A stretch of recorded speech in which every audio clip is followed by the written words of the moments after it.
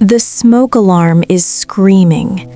Elena is on a work call in the bedroom, laptop balanced on one knee, trying to sound calm while a client talks numbers. Out in the kitchen, her husband is standing in front of a pot that has boiled over so badly the stove is hissing. "Babe," he calls, loud enough for the microphone to catch it. "Where do we keep the wooden spoon again?" She closes her eyes. There are lunch boxes still unwashed in the sink. The school permission slip he promised to sign is buried under junk mail. Their daughter is in the hallway asking where her sports uniform is. And now, through the half-open door, Elena can see him just standing there, waiting, helpless, as if none of this can move until she does. He looks confused, harmless even. So why does she suddenly feel like she's been trapped in a role she never agreed to play? This story illustrates weaponized incompetence, when someone repeatedly performs helplessness, forgetfulness, or poor ability so that responsibility quietly shifts onto someone else. By the end of this video, you'll recognize every warning sign, and once you see the pattern, the story changes completely. Before we begin, a quick note. The stories on Veiled Intent Stories are fictional composites created for entertainment and educational purposes only. They are not based on any specific real individual, and nothing in this story should be taken as a psychological diagnosis, medical advice, or legal advice. Elena did not think she was the kind of person who would end up in a lopsided marriage. She was sharp, funny, competent, the kind of woman friends called when they needed practical advice and emotional clarity in the same conversation. She worked in project coordination for a medical company, loved lists, loved systems, loved that satisfying feeling of making life run smoothly, not because she wanted control, but because order made room for joy. She met Ryan at a friend's engagement party. He was warm, charming in a loose, unpolished way, and almost proud of being not great at adult life. He joked about burning toast, losing keys, forgetting birthdays. His friends rolled their eyes affectionately. He called himself chaotic good. At first, it felt light. Elena had dated polished men before, men who turned competence into ego. Ryan felt different, softer, less performative. He admired her. He said she made him feel safe. He told her she had this incredible ability to make complicated things seem easy. Around him, she felt strong, needed, valued. They married 3 years later. Their early life together looked good from the outside. A bright kitchen, shared groceries on Sundays, texts during the day, small rituals. Then came a daughter, Sophie, and a home loan, and the ordinary pressures that make or break what people only thought they had built. Elena believed they were building something together. If Ryan forgot to book the plumber, she did it. If he bought the wrong size nappies, she laughed and exchanged them. If he loaded the dishwasher like a man solving a puzzle blindfolded, she quietly fixed it. It still felt minor then, even funny. Because when a pattern first appears in its smallest form, it rarely looks like danger. It looks like personality, and that is exactly why she missed it. After Sophie was born, the balance changed in ways that were hard to name and even harder to prove. Ryan was loving in visible ways. He would post photos from the playground. He would carry groceries in with a theatrical grunt. If friends came over, he was the dad making pancakes, the husband asking Elena if she needed a break. He looked involved. But inside the house, where no one was clapping, something else was happening. He could not seem to remember the pediatrician's name. He could not pack a daycare bag without asking 10 questions. He once texted Elena from the supermarket, "Which yogurt does Sophie eat again?" Then another message, "How many pouches should I get?" Then another, "Can you just send me a photo?" By the time Elena answered everything, she realized she had effectively done the shopping from her desk while he got credit for helping. That became the rhythm. Every task Ryan touched came back to her in pieces. He would wash clothes but leave them wet in the machine until they smelled sour. He would offer to make dinner, then stand in the kitchen asking where ingredients were, how long rice took, whether the chicken looked done. He would take Sophie to a birthday party, then call twice because he had forgotten the gift and didn't know whether she had allergies. When Elena tried to explain the problem, Ryan always looked wounded. "I'm trying," he would say. "Not everyone is as naturally organized as you. You know I didn't grow up with this stuff. Why does it feel like I can never do anything right?" So she backed off, because now she was no longer talking about labor. She was managing his feelings about labor. That is one of the clearest signs of cognitive labor exploitation. The burden is no longer just doing the task, but anticipating it, teaching it, tracking it, and emotionally cushioning the other person through it. Still, Elena did what many people do. She translated the pattern into something easier to live with. Stress, new parenthood, different styles. Months passed, then years. Ryan began calling her the manager in front of friends, always joking, always smiling. "She runs this house," he'd say, lifting his hands like he was surrendering to a more qualified authority. Everyone laughed. Elena laughed too, but something about it stayed with her, because manager was exactly what she had become. Not partner, not wife, not even mother some days. Operations. She kept the invisible map of the family in her head.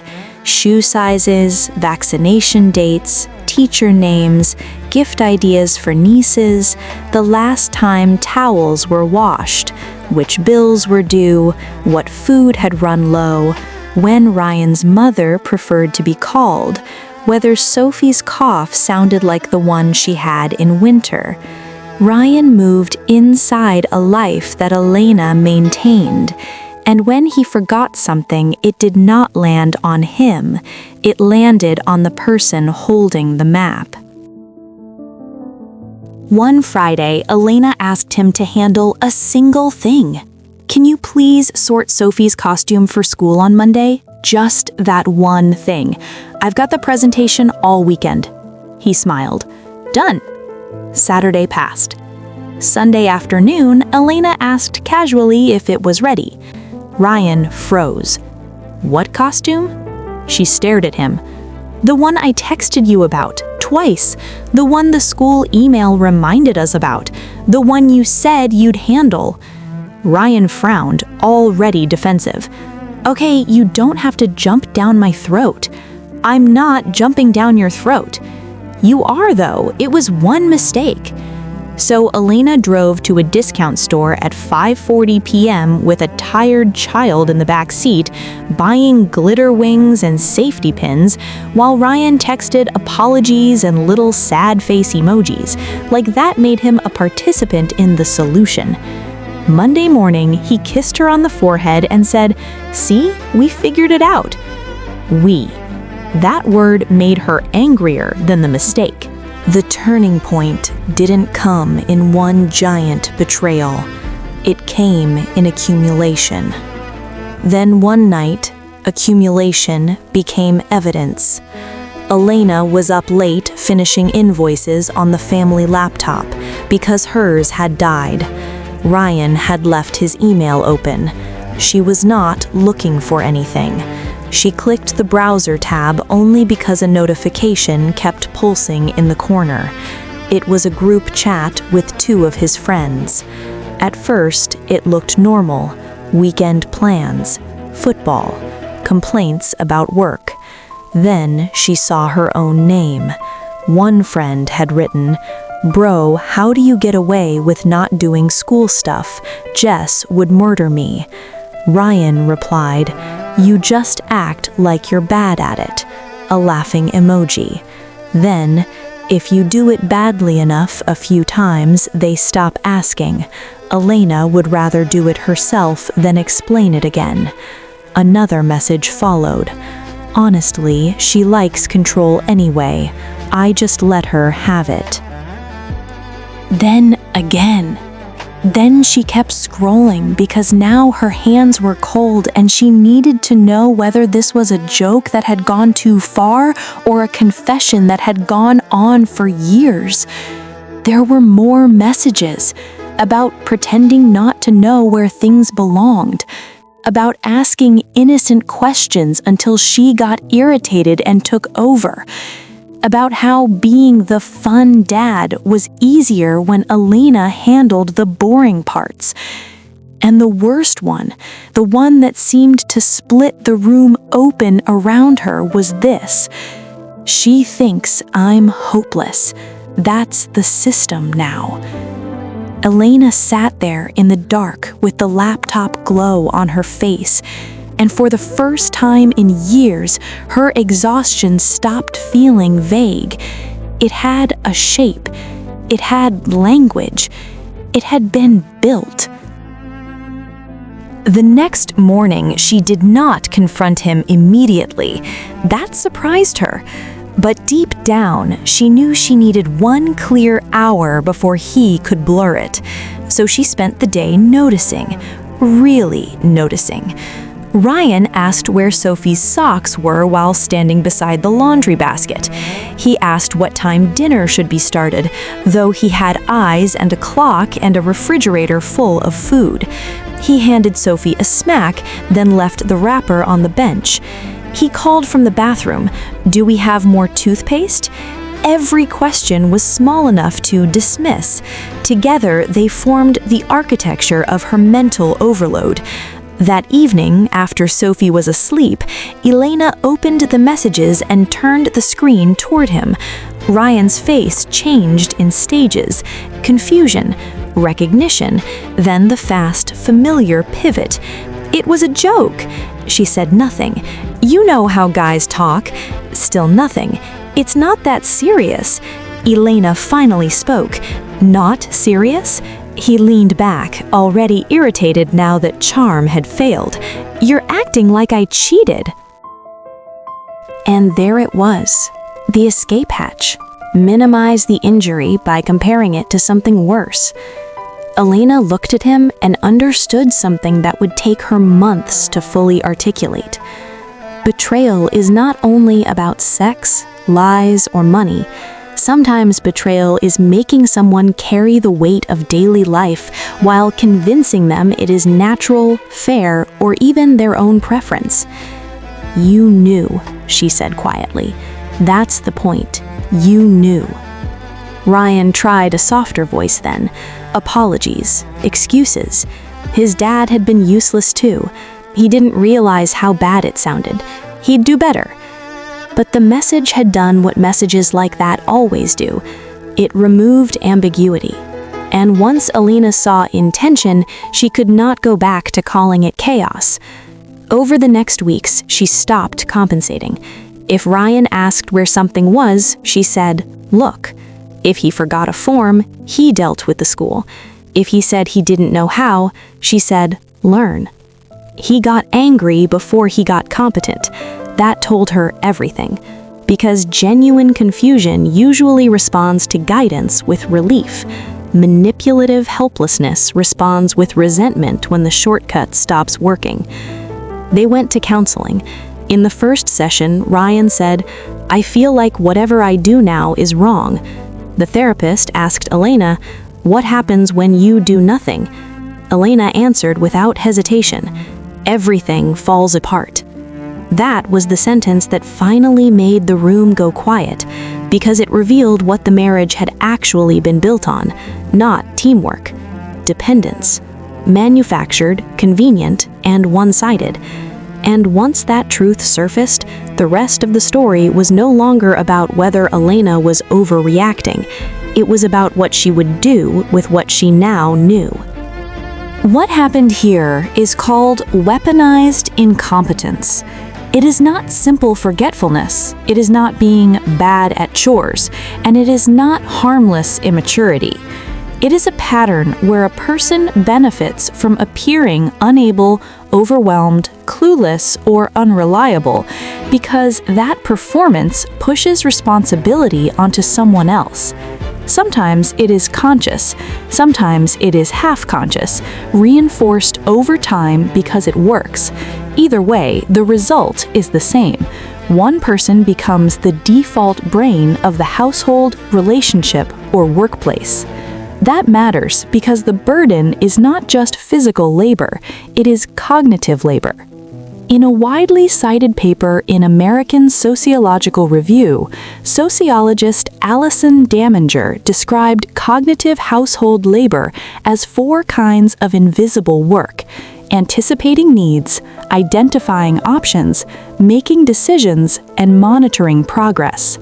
That is exactly why weaponized incompetence is so destabilizing. The exploited partner is not only doing more, they are thinking more, remembering more, preventing more, and carrying the background mental tabs that keep daily life from collapsing.